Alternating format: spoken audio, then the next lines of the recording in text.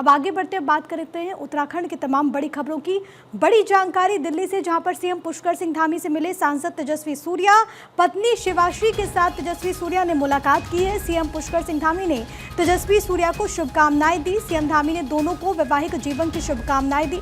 आपको ये हम तस्वीरें भी इस वक्त दिखा रहे। दरअसल हाल में शादी हुई है तेजस्वी सूर्या की अपनी पत्नी के साथ। वो यहाँ पर मुख्यमंत्री पुष्कर सिंह धामी से मिलने के लिए पहुँचते हैं और इस दौरान सीएम पुष्कर सिंह धामी ने दोनों को बधाई दी। तेजस्वी सूर्या एक बड़े चेहरे हैं, बीजेपी युवा मोर्चा को संभाल भी रहे हैं और सांसद भी हैं। ऐसे में मुख्यमंत्री पुष्कर सिंह धामी से मिलते हुए पत्नी शिवाश्री के साथ हाल में दोनों की शादी हुई और जब वो सीएम के पास पहुंचते हैं तो सीएम ने दोनों को शुभकामनाएं दी। नवविवाहित जोड़े को शुभकामनाएं देते हुए वैवाहिक जीवन की मुख्यमंत्री पुष्कर सिंह धामी।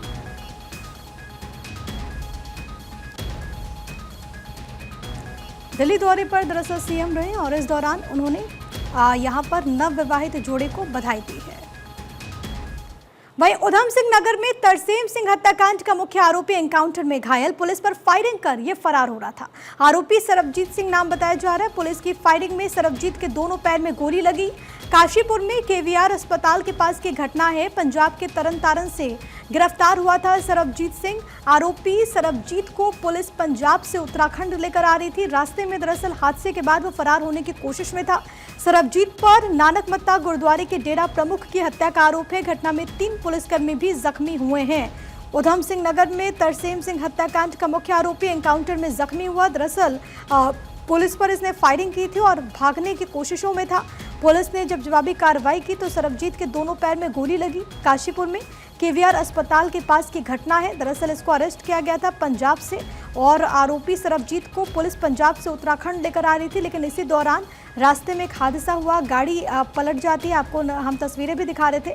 इसी दौरान मौके का फायदा उठा करके सरबजीत भागने की कोशिश कर रहा था और उसने पुलिस पर हमला कर दिया और उसके बाद पुलिस ने जब जवाबी कार्रवाई की तो उसके पैर में गोली लगी।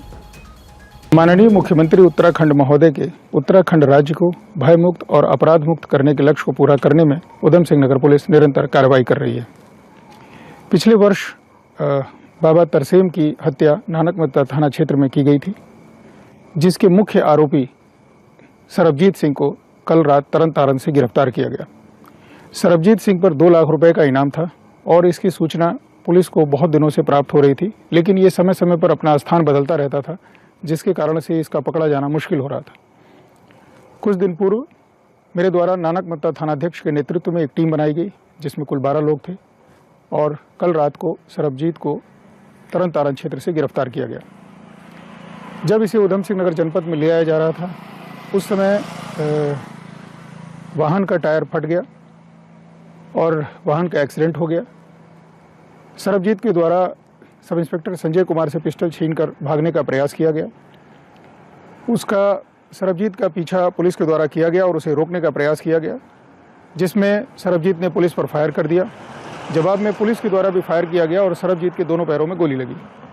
अभी उसका इलाज अस्पताल में चल रहा है और उसे न्यायालय के समक्ष प्रस्तुत किया जाएगा।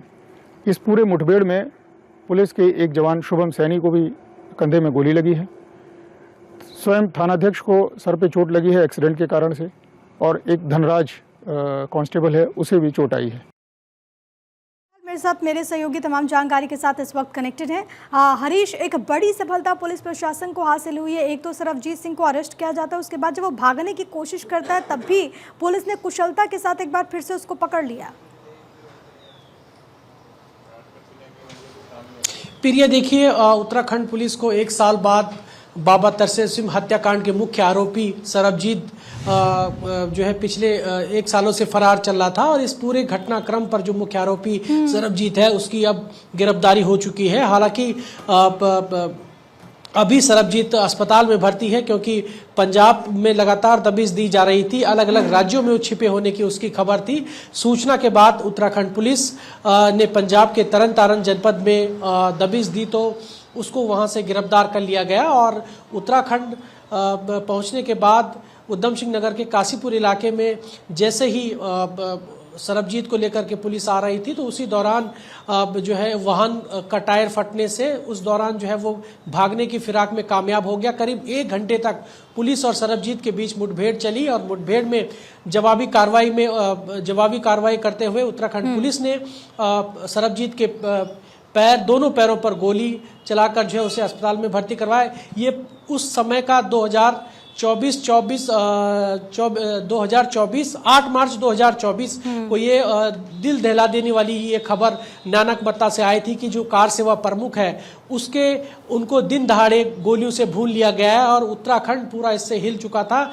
और खुद मुख्यमंत्री पुष्कर सिंह धामी मौके पर पहुंचे थे इस दौरान और लगातार जो आरोपी थे, जो शूटर थे, उनकी तलाश में पुलिस लगातार पूरे देश भर में दबिशें दी जा रही थी। करीब 9 लोगों को पहले ही गिरफ्तार कर लिया गया है। हरिद्वार में खुद जो सह आरोपी था उसको मुठभेड़ में मार गिराया और ये मुख्य आरोपी जो सरबजीत है उसकी तलाश पिछले 1 साल से की जा रही थी। अब ऐसे में पुलिस को लंबे समय बाद सफलता हासिल मिली है। बिल्कुल, 1 साल से ज्यादा का वक्त बीत गया और अब पुलिस की तरफ से एक बड़ी सफलता इस पूरे मामले में सरबजीत को गिरफ्तार करने के साथ ही पुलिस को हासिल हुई है। मैं लौट रही हूँ हरीश, आप बने रहिएगा। एक और अहम खबर है वो भी जरा दर्शकों तक हम पहुंचा दें।